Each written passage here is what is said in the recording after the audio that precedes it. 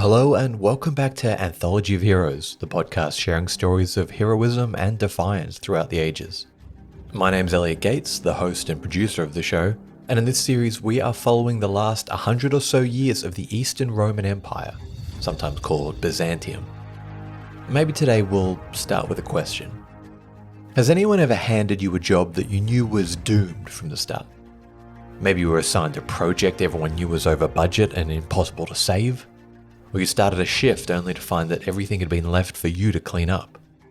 Perhaps you even inherited a family business that hadn't turned a profit in years. Now imagine that job wasn't just a project or a business, but an empire. For over 2 millennia, to be the Emperor of Rome was to be the most powerful person in the world. Ruling the Roman Empire meant unmatched power and glory, and countless wars were fought for the right to claim that title. But what if the empire wasn't so glorious anymore? What if it was broke, with no army, no navy, and only crumbling walls to protect a dying city? This series is going to follow the Roman Empire's final century, told predominantly through the eyes of its last ruling family, the Palæologi. It's a story of survival, betrayal, and impossible choices as the empire lurched from one crisis to the next.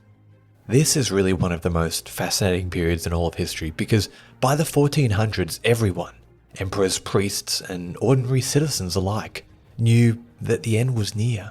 The Roman Empire was dying. And yet the people who were meant to save it only hastened its fall. Civil wars tore the empire apart as family members turned on one another, while foreign powers, Turks, Serbs, Bulgars, and Italian merchants exploited the chaos, snatching whatever wealth they could from the crumbling state. In 1453, Constantine XI would famously make his last stand as the final Roman emperor. But about 100 years prior came John VI Cantacuzenus. John VI stands out as one of the most fascinating figures in Byzantium's final years. Unlike others who clung to dreams of restoring Rome's ancient glory, John was a realist. He understood the empire's days as a superpower were over, and envisioned a future where it could survive as a smaller, more agile state. His plan relied on diplomacy, not warfare, humility rather than arrogance. He sought to mend bridges with the Turks and navigate the schemes of European powers like Venice and Genoa. But what truly makes John remarkable isn't just his vision, it's his humanity. He wasn't just a skilled general and a pragmatic ruler, he was also a deeply introspective man who documented his struggles and failures in his memories. Through his writings that still exist today, we get a rare glimpse into the mind of an emperor wrestling with impossible decisions. By the time he wrote his memoirs, John had retreated to the quiet life of a monk, watching helplessly from the sidelines as the empire that he fought so hard to save crumbled beyond repair.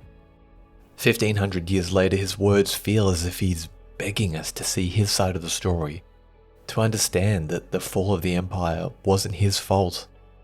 In this series, we'll witness the final struggles of a once mighty superpower raging against the unstoppable tide of history.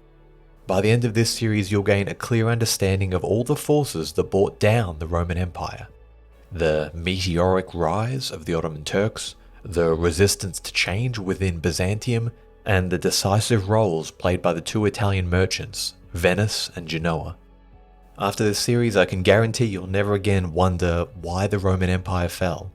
Instead, you'll marvel at how it managed to survive as long as it did.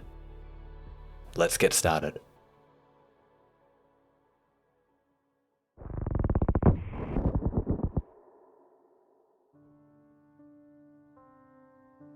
It's the 21st of May, 1347. In the church of Blachernae, Constantinople, coronation is taking place. A man is about to be crowned Emperor of the Romans. Solemnly, the elderly church patriarch places the crown of Byzantium upon his head before turning to the crowd and beginning his speech. The ceremony, the words he spoke, and the ritual had remained unchanged since the time of Constantine the Great, yet the circumstances could not have been more different. The Roman realm was a shadow of what it once was. The treasury was empty. There were no army to guard its borders, no navy to command the seas, and what remained of its territory was not an empire, but a broken patchwork of disconnected cities. Even for this very coronation, there was no money to be found. The empire's world-renowned Hagia Sophia, a building so breathtaking it moved pilgrims to tears, now stood neglected, crumbling and unsafe for entry, forcing the coronation to be held in a smaller, more modest church. Though the ancient walls of the city still stood, inside them lay only poverty and decay. The grand palaces now felt hollow, as if haunted by the ghosts of an empire that had once ruled from the shores of Spain to the sands of Syria. The banquet that followed the ceremony was equally dreary.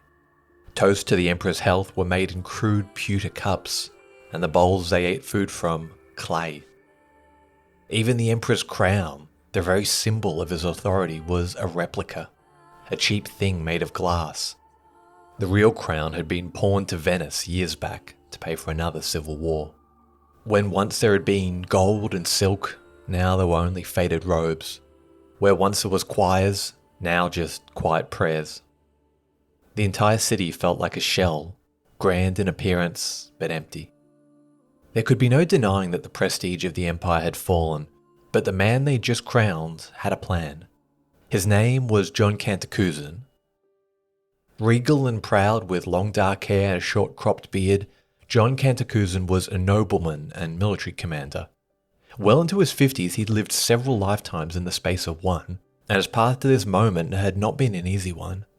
Born into an old and wealthy family, he'd grown up as childhood friends with the future emperor, Andronicus III. As they grew, their friendship developed into a well-oiled partnership. Andronicus was handsome, bold, and enigmatic. He looked and acted like an emperor. John, on the other hand, was pragmatic, diplomatic, and above all, personable. And we'll soon see, if there was one talent John had, it was this almost uncanny ability to make people like him. When the young Andronicus, fed up with waiting for his inheritance, launched a coup against his grandfather, John had been integral to the success of the coup. Andronicus led on the battlefield while John worked quietly behind the scenes. And as he did so, he developed a deep understanding of the political landscape and the empire's new place within it. He was the first statesman to acknowledge the new order, that Asia Minor, the old heartland of the empire, was irreversibly lost. This vast region, now comprising most of modern Turkey, had been steadily whittled away by nomadic Turkish tribes driven westward by Genghis Khan. Previous Roman governors had clung to this illusion that these lands were still theirs, comforting themselves that this loss was only temporary. But John came ready to confront the new reality. The Turks and Islam were here to stay. It was time to put Roman pride on the shelf and adjust to the new status quo. Historically, it had been seen as unbecoming of royalty to make treaties with these Islamic emirs, but John went even further. He arranged diplomatic marriages with several strongmen in Western Anatolia. Through these alliances, he hoped to buy the empire some time, some respite from raiding, and secure dowries to bolster the imperial treasury. The most fruitful of these ventures came from a soldier, well, technically a pirate, named Umar. Umar and his band of Turks had carved out a kingdom from the old Byzantine territory of Smyrna, modern-day Izmir, Turkey.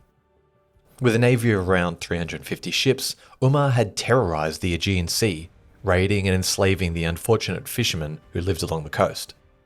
Islamic sources call him a Ghazi, a champion of Islam. So on paper he seemed an unlikely ally, but John managed to win him over. And not just for a single battle. Umar, a devoted Islamic warrior, would risk his life and his kingdom for his Christian friend time and time again. The second Turkish friendship that John forged was with a man named Orhan. Orhan may not be a familiar name to you, but perhaps his father, Osman, or Ottoman, rings a bell. Orhan was the second in line of a group of sultans whose dynasty would endure from this point in history until the end of World War I. But at this point in time, there was no Ottoman Empire. There was barely even an Ottoman state. Orhan's holdings were meagre, a few villages and a couple of hundred ponies. But positioned just outside the walls of Constantinople, Orhan held a critical advantage. Because of his proximity to the capital, he could respond to any calls to arms faster than any other emir, and despite their small numbers, his warriors had already earned a fearsome reputation on the battlefield. And so to Orhan, John gave his daughter, Theodora. Little did he know that this ragtag band of nomads would, in just over a century, be the ones to bring down his empire for good. For now though, these two figures, Orhan and Umar, would be key to John's recovery efforts. It's interesting to theorise why John's alliances seem to inspire such loyalty, especially from people he himself described as barbarians, but perhaps it's simply how he treated them. John liked a chat. Religion, politics, war, whatever, he seemed to really enjoy the discourse, and he was always ready to hear someone else's viewpoint. This was a sharp contrast to the stuffy, formal alliances of European politics. Mutual respect and keeping one's word were traits deeply valued in Islamic societies, and this helped John to connect with his allies on a more personal level. It didn't hurt that he apparently also spoke Turkish, likely the only emperor to ever do so. Thanks to John's skilled diplomacy and the support of his Turkish troops, Andronicus III began restoring both the empire's prestige and even reclaiming some of the territory it had previously lost to its enemies. The two men seemed unstoppable together, so much so that Andronicus's wife, Anna, began to resent the influence John had on her husband and the empire. But it was hard to accuse John of treachery of any kind. Twice, Andronicus had not just asked, but begged John to become co-emperor, and both times John turned him down. It's not entirely clear why. Even John himself doesn't offer much of an explanation. Perhaps he just worked better without the spotlight on him. Or maybe he'd seen the complications and scheming that came when power was divided between two people. Whatever his reasoning was, John's refusal to formally become co-emperor would have massive ripple effects, and the struggling Roman world would pay dearly for them.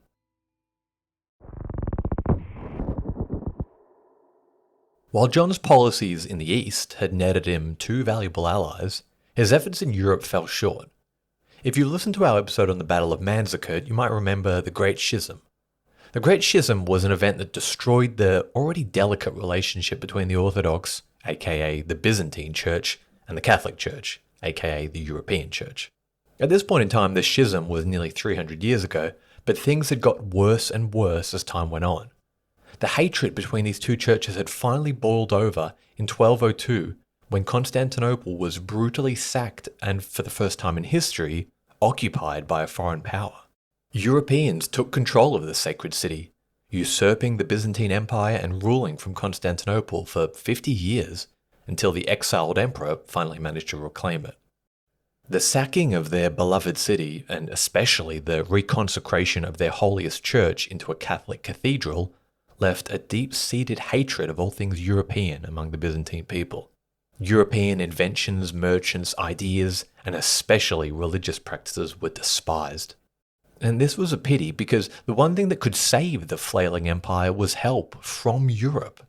The Pope, whose tiny gloved hand could command vast armies and offer money, would only help if the Byzantine emperor agreed to the supremacy of the Roman Catholic Church over the Orthodox Church. In essence, the Patriarch of the Orthodox Church would have to take orders from the Roman Pope. So what was the problem? Facing the problems they were, the citizens would surely realize they had no other choice, right? Would they hell? A popular quote from around this time was, "Better the turban than the mitre." In other words, better to let the Muslims conquer the city than give it over to the Pope. And they meant it. Emperors in the past who tried to force the union through found their entire society turned against them. Monks and priests held enormous respect with the population and were usually more revered than the emperors and empresses. It was said that the emperor protected the body of God's empire, while the church guarded its soul. And you'd be hard-pressed to find anyone who'd be willing to sell their soul to the hated Latins. It was never going to be as simple as just passing a decree. Even with the backing of the military, neither Andronicus nor John nor any emperor could force its population to accept the Latin Church. There was simply too much bad blood. So instead, John pushed the Pope to consider mediation. Instead of the Orthodox Church simply agreeing to the supremacy of the Catholic Church, would it not be better, and more agreeable to God, for them to discuss each of the differences one by one and come to an agreement? Writing much later to the Pope's representative, John wrote, quote, "You, Paul, come from Italy. I come from Constantinople. Yet we meet together in an amicable spirit. Some are united by bonds of friendship, some by ties of family or blood, as father and son, a brother and a sibling. For an individual human being cannot be united in himself in spirit except through the church, which is the body of our Lord, whose head is Christ. This is why he who divides the church divides the very body of our Lord, and identifies himself with the crucifier of Christ, who pierced his side with a lance. Now maybe 300 or 400 years ago, this might have flown. Back then, the Byzantine Empire was still standing tall against a still developing Catholic Church. Now though, the empire was on its last legs and the Catholic Church was only getting stronger. Why should the Pope agree to lessen his authority as head of the church by agreeing to any mediation? John was struck between a rock and a hard place. He could not force the population to convert, but nor could he convince the Pope to compromise. And so, isolated from the West, he leant further east. He unleashed his Turks on several Greek cities that had been lost since the Fourth Crusade. When Bulgaria tried their luck by encroaching on Roman lands, the Tsar was blown away by how hard Cantacuzene hit back. The empire had been sluggishly declining for decades, and now all of a sudden there was energy, a spark. Western powers, particularly the Pope, were extremely critical of John bringing infidel mercenaries to the Christian continent of Europe, but few could doubt their efficiency. The old empire still had some gas in the tank, it seemed. All these efforts John managed as a statesman. He was emperor in all but name, and his supporters couldn't understand his reluctance to accept the role God had clearly selected for him. In the year 1330, Andronicus III fell seriously ill, and believing his death was near, summoned John to his bedside. Knowing his old friend would not willingly accept the role he was giving him, he also summoned a group of council members to witness his will, naming John as protector until his son came of age. In a rare moment of confrontation, John angrily argued with the emperor's doctors, refusing to comply with any of their terms. It was the third time John had turned down his old friend, and there wouldn't be a fourth. In the year 1341, Andronicus III again fell ill, and after lingering for a few days died, likely due to complications from malaria. He was about 44 and had ruled with the guiding hand of John Cantacuzene for about 13 years. As he marched at the head of the funeral processions for his old friend, a man as intelligent as John knew how tenuous his position now was. Andronicus III had left behind a young son, not yet in his teens. Confusingly, his name was also John, so we'll refer to him as Young John or John V. The ex-emperor had also left behind a widow who had never been thrilled at the amount of influence Cantacuzene wielded over her husband. Her name was Anna, and though she was European, she was not without friends at the court. The third figure who viewed Cantacuzene suspiciously was the church patriarch, a man named Calecus. Church patriarchs had a long history of meddling in the affairs of Byzantine state politics. Though the duties of the office were limited to the affairs of the church, they were generally of the opinion that the Byzantine state existed to support the church, not the other way round. With these three figures at its core, an anti-Cantacuzene coalition began to form. John, for his part, tried to continue his role as if nothing had changed. He claimed that, as per the emperor's wishes, he was acting as guardian and would give the reins of control over to young John once he came of age. But would he? Things had changed since the early days of John's partnership with Andronicus. Over the decades, Cantacuzene had rebuffed old enemies, forged new alliances, increased the empire's cash flow, and decreased its reliance on external powers. The empire was in the best state it had been in decades, mostly because of him. Was he really going to hand it over to some unproven kid just because he had royal blood? Soon the decision would be made for him. About a year later, John was out on campaign, subduing the Balkans, when word reached him that he'd been declared an outlaw. The warrant for his arrest was in the name of young John, but Cantacuzene knew it was the patriarch and the boy's mother pulling the strings. Men were dispatched to bring him in, and when he refused to come, a civil war began. From the perspective of Anna and the patriarch, it was not well thought out. They, of all people, knew John had friends in almost everywhere across the empire, and they had no army and little money to buy one. So they borrowed heavily. Anna and the patriarch turned to Venice and the Genoans for support. These Italian merchant republics had grown rich and powerful by acting as kingmakers during Byzantine civil wars, and were always happy to lend a hand if it meant prolonging another war. Backed into a corner, Cantacuzene and his Turkish allies fought fiercely, and reading his biography, translated by PhD student B.S. McLaughlin, it's clear that he felt truly alive during this time, fighting for a cause he believed in for what he felt was the good of the people. But it wasn't just the Turks backing Cantacuzene. This 100-year period would be the apex of a European power that perhaps you wouldn't expect: Serbia. In the preceding years, as Byzantine power in the Balkans weakened, few were as ready to fill the gaps as the Serbs. There were many other Slavic groups in the region, but none were as ambitious or as well led as the Serbs under their shrewd and capable ruler, Stephen Dusan. Dusan was the son of a fairly insignificant Serbian petty king.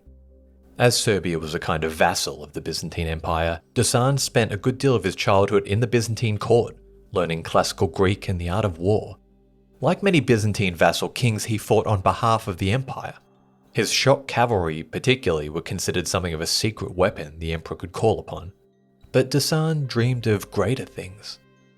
Since the Fourth Crusade and the sacking of Constantinople, the notion of the emperor acting as God's chosen regent on earth was starting to be questioned. God had allowed his chosen city to be sacked. Not only that, he'd allowed his most famous church, the Hagia Sophia, to be converted into a Catholic cathedral. Perhaps the Almighty wasn't as fussy as everyone thought. All the surviving artwork today of Dusan has him styled as a Byzantine emperor, and that was no coincidence. Dusan the Mighty dreamed of one day sitting on the gilded throne of Constantinople, and if not he personally, then one of his descendants. And he was a lot closer to this dream than many wished to admit. Dusan had gobbled up neighbouring provinces and principalities at a staggering rate. What the Ottomans had done in Asia Minor, he'd replicated in Eastern Europe. He'd smashed Bulgaria, beaten Bosnia, bullied Ragusa, chipped away at Hungary, and pushed all the way down into Greece. So when a bedraggled John Cantacuzene arrived at his court asking for help, Dusan was only too happy to oblige. Or so he said. The cunning Serb king wanted Byzantium split and divided. The longer the civil war carried on, the more in debt the kingdom became, the greater his prize would be. Dusan had even boldly suggested Cantacuzene surrender a large chunk of Byzantine Macedonia over to him, an offer that Cantacuzene deftly sidestepped. In this war though, his assistance proved largely useless to Cantacuzene, but it's not the last time we'll hear of the Serbs in the story. Although backed into a corner, John slowly carved his way back to the capital at the head of a Turkish army sent by his friend Umar. As he sacked towns and enslaved the population, he continued to mint coins featuring his own portrait and that of the younger John. While it might seem odd to acknowledge the authority of a king whose forces you were literally fighting, Cantacuzene wanted to emphasize that his quarrel was not with the boy himself, but with the guardian council that ruled in his stead. His message to the public was that he was the persecuted loyal friend of Andronicus III, fighting to uphold his will and protect his son. It was a message that received mixed reception.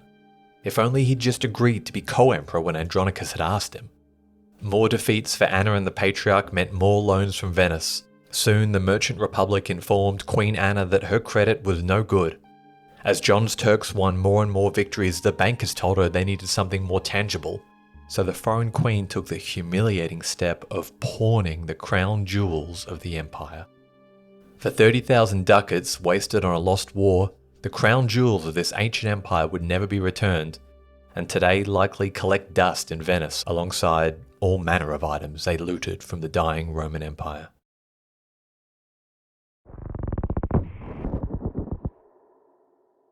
Stalemate. That is how the latest round of civil wars ended. Cantacuzene wrote that it was, quote, the worst civil war the Romans had ever known, and that by the time it had ended, it had, quote, reduced the great empire of the Romans to a shadow of its former self.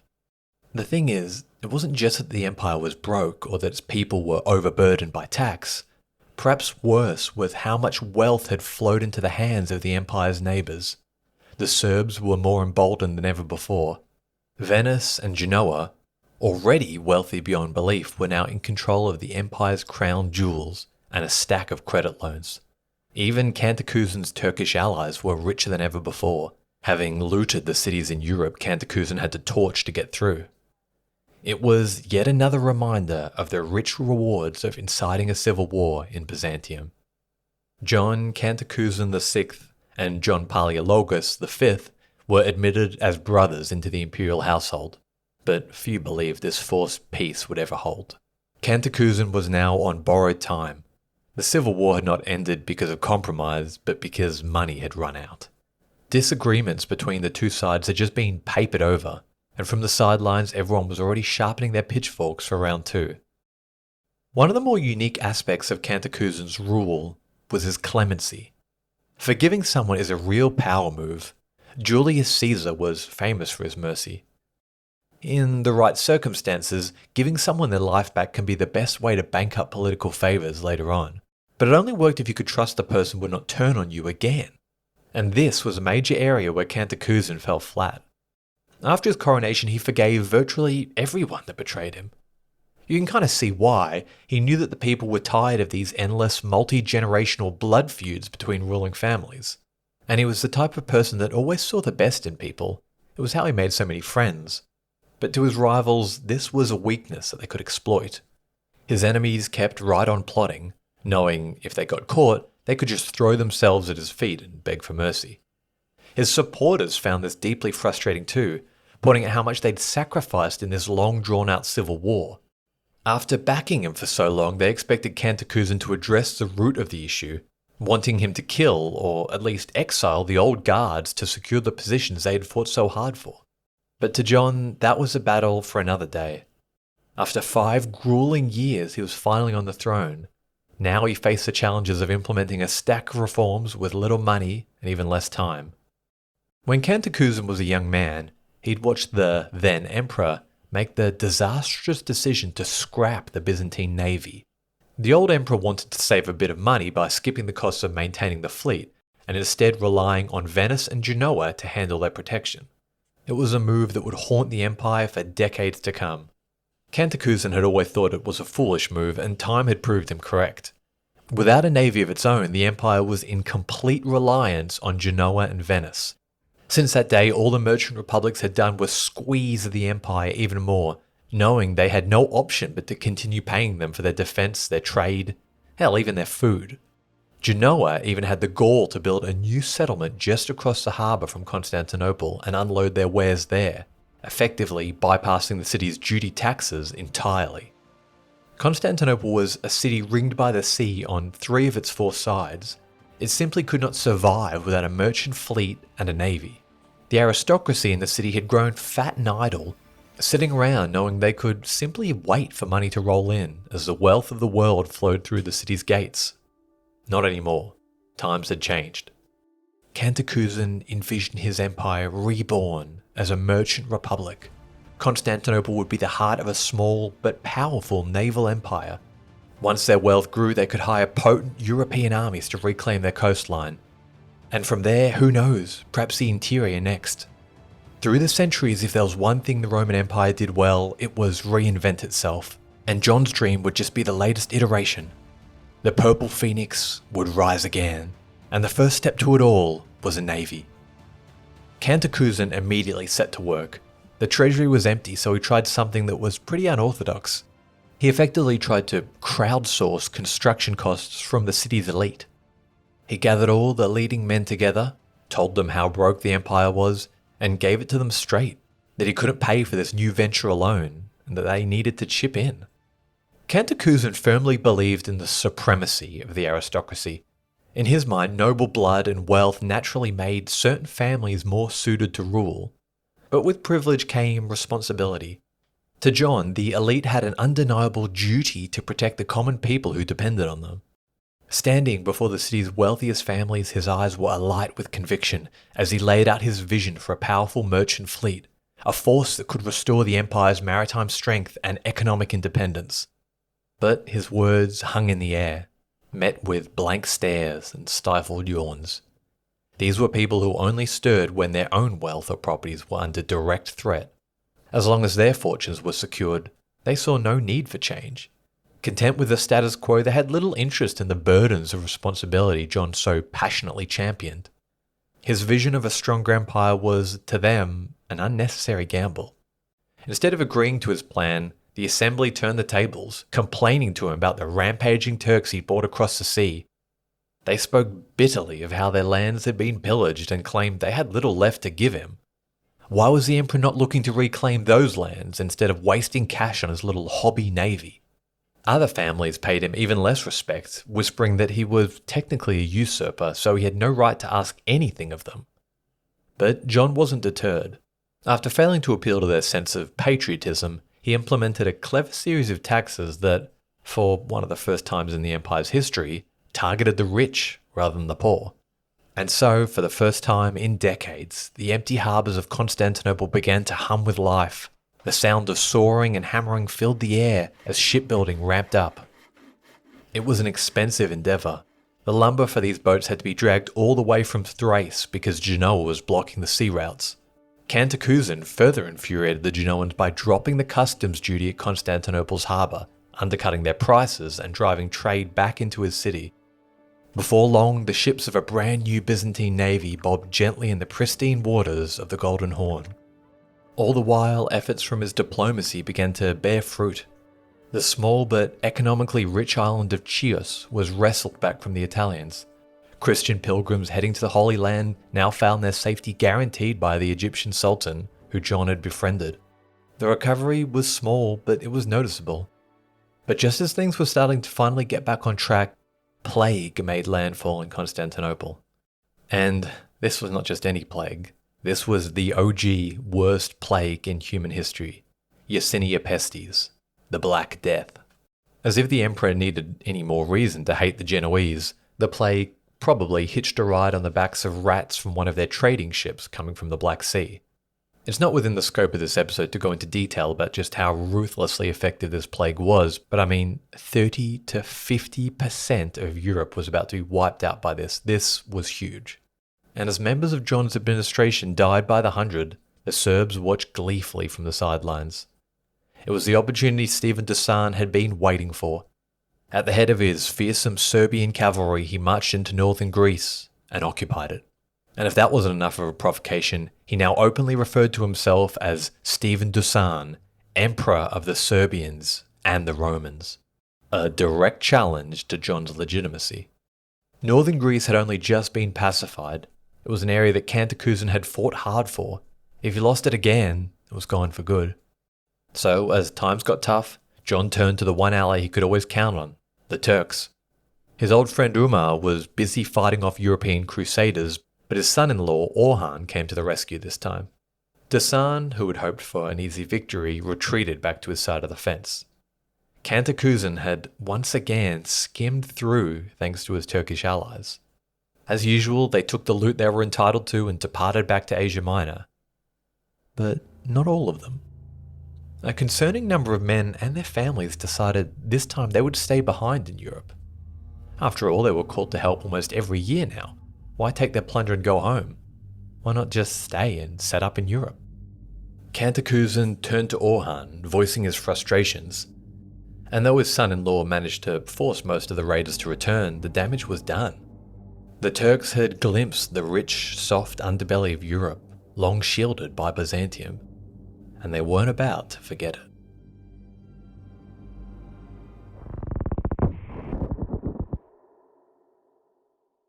If Cantacuzene's rule could be divided into two parts, the first half would be marked by success, aspiration, and vision. The second half, however, would be defined by apathy, regret, and a slow acceptance of the empire's fate. In the year 1348, Umar of Aden was killed in battle while defending his fortress of Smyrna from European crusaders. Cantacuzene's memoirs are suspiciously silent about Umar's death. Perhaps writing decades later, the passage of time had dulled the memory of their closeness. Or perhaps at a deeper level, John felt some measure of guilt.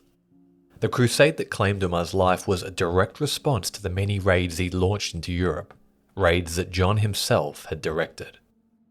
Umar had crossed over to Europe many times to support Cantacuzene, often for little to no political benefit. Their bond was in many ways a curious one. Cantacuzene was deeply committed to preserving the Orthodox faith, while Umar is still remembered today as the Lion of Islam, a warrior who brought destruction to Christian lands. And yet, time and time again, he risked everything to come to his friend's aid. Perhaps in another timeline, John could have repaid the favour. Rushing to Smyrna in its hour of need, he could break the siege and save his friend. But that moment never came. Friendship aside, Umar's death was politically very bad news for Cantacuzene. His ambition to break his empire's reliance on Venice and Genoa now seemed further away than ever before. In moments of despair, John often contemplated just walking away from it all, retiring to the distant sacred hills of Mount Athos, renouncing his wealth and living out his days as a monk. This wasn't just some idle fantasy either. John had already chosen a monastery and even renovated a wing for him to live in later on. Thoughts and doubts plagued him constantly. He questioned the purpose of his efforts and whether he was in fact fighting a war he could never win. But if the emperor had been looking for any sign of God's favour, it came in March 1349. The time had finally come to forcibly remove the Genoese from the shores of Constantinople. Everything Cantacuzene had worked for, the taxes, the loans, the political gambles, came down to this: a high-stakes assault on the Genoese colony of Galata, perched just across the harbour from Constantinople. 9 newly built Byzantine warships, gleaming and ready, floated alongside 100 smaller vessels in the harbour.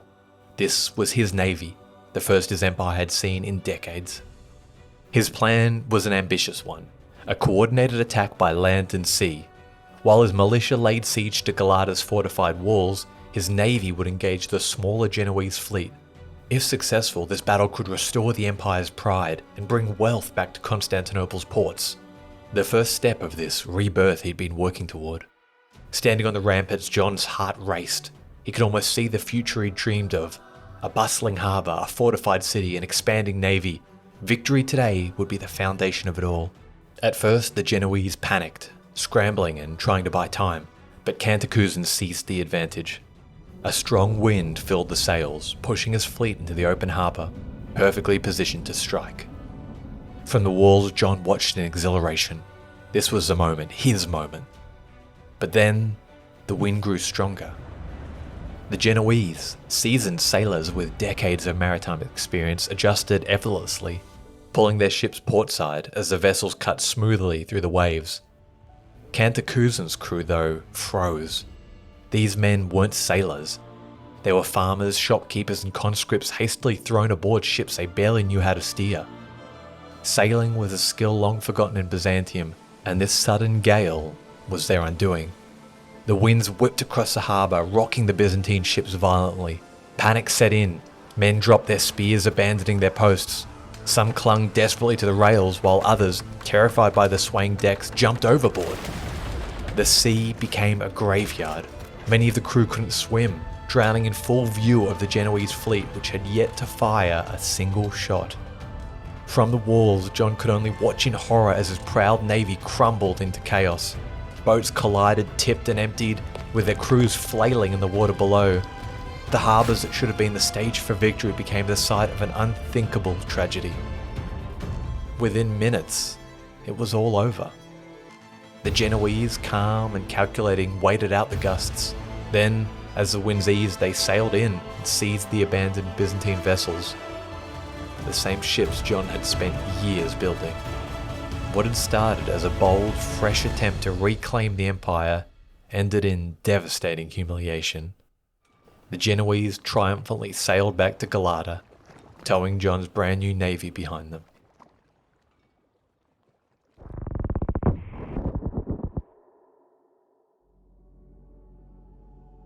All the wealth, effort, and hope poured into his dream, gone in an afternoon.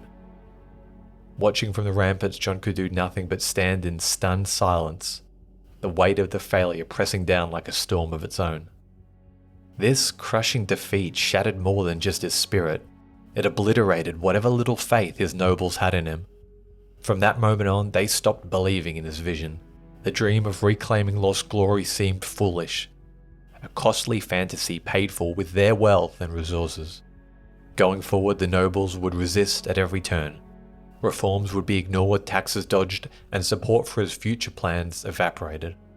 Cantacuzene was left to govern an empire where even his closest allies had given up hope. And so the empire fell into the ever-familiar role of a pawn in the battle between two warring Italian states. Grain, ammunition, messages, all these now depended on the merchant republics, and there was not a thing Cantacuzene could do about it. As war again brewed between Venice and Genoa, Cantacuzene did all he could to stay out of it, but with no navy, Venice was able to bully him into an alliance. Before the ink of his declaration of war had even dried, Venice made a separate peace treaty with Genoa, leaving the broken Roman Empire to fight the Genoese with no navy and no army. Cantacuzene found himself alone in a war he hadn't wanted or planned. All across the empire, things began to fall apart. The Genoese wasted no time in reinforcing their colony, constructing the Tower of Galata, a structure that still stands today in Istanbul as one of the city's most visited landmarks. Meanwhile, Cantacuzene's last remaining ally, Orhan, was aging and gradually ceding control to his ambitious and rebellious son, Suleiman. Suleiman had little care for alliances his father made. He followed the money. His Turks were willing to fight for John like his father had, but only if the price was right. Any gentleman's agreement his father had with Cantacuzene was of no concern to him. So when a massive earthquake devastated the key Byzantine city of Gallipoli, Suleiman and his men seized the opportunity. His troops marched in and occupied the city, and though Orhan scolded his son for seizing the lands of an ally, Suleiman simply shrugged, saying that if Gallipoli hadn't been taken by conquest, then surely it was the will of Allah. Gallipoli became the first permanent Ottoman colony in Europe, marking the beginning of a new era. To this day, it remains part of Turkey. The loss of Gallipoli was a watershed moment for the empire. Cantacuzene had lost far more than a city. He had opened Europe's door to the Ottomans, who would soon flood across the continent, transforming it forever. All of this left John mentally broken. His own government urged him to go to war and kick the Turks out of Europe, as if it was that simple. Sitting dejected in his sad husk of a capital, the broken emperor just shook his head, telling his advisors, quote, "Our army, once so brilliant and celebrated, is now poor and small. Our public revenues are reduced to poverty and insignificance. Our own stupidity and thoughtlessness, our own selfishness and failure to put our individual interests second to the common good have brought this to pass." With their position in Gallipoli virtually unchallenged, the Ottomans expanded rapidly. Local powers across the Balkans, unprepared for the might and resources of an empire on this scale, folded quickly. The Ottomans gained a dual reputation, merciless in battle yet fairly mild as overlords. They rarely forced conversions to Islam, and in many cases imposed taxes that were lighter than what the locals had previously endured. This combination of strength and leniency made their dominance seem, if not welcome, at least tolerable. Meanwhile for John, unrest brewed closer to home. Goaded on by the scheming Serbians, Cantacuzene's son Matthew turned against him. Frustrated by years of playing second fiddle to the younger John Palaiologos, Matthew decided it was finally time for him to take center stage. The rebellion was yet another fracture in an empire already struggling to hold itself together. Broke and with no allies left, Cantacuzene had finally run out of options. He was hated by his people for bringing the Turks into the empire, hated by the clergy for engaging with the Pope, hated by the Pope for refusing to submit to Catholicism, and hated by his nobles for his bloodline and taxes. After years of fighting for what he believed could still be saved, John finally gave up hope. These shattered remains of the once proud Roman Empire were beyond saving. On the 10th of December 1354, John VI Cantacuzene abdicated, leaving the throne for the younger John V Palaiologos. With a final farewell to his wife, he cast aside the imperial purple he'd fought so hard to claim and replaced it with the simple, rough-spun robes of a monk. His property, his possessions, even his name were left behind. From that day forward, he was no longer John Cantacuzene. He was Joseph the monk. As he left the palace for the last time, he had a lot to look back on, a lot to ruminate over. He'd ruled for 7 tumultuous years, 7 years that would come to be remembered as the last few gasps of resistance against an inevitable outcome.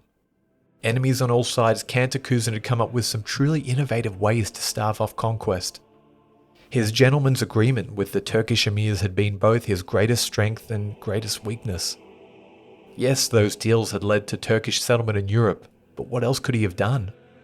He'd wanted to break the cycle of reliance and extortion that had become so normalized in his empire. He'd hoped that the Turks' protection would be temporary, a stepping stone to something greater. But the truth is, he had to beg for their help at almost every turn. Cantacuzene had nearly accomplished so much. But nearly doesn't cut it, does it? As his biographer Donald M. Nichols puts it, quote, "The new age that Cantacuzene brought had dawned, shone brightly, flickered, and died."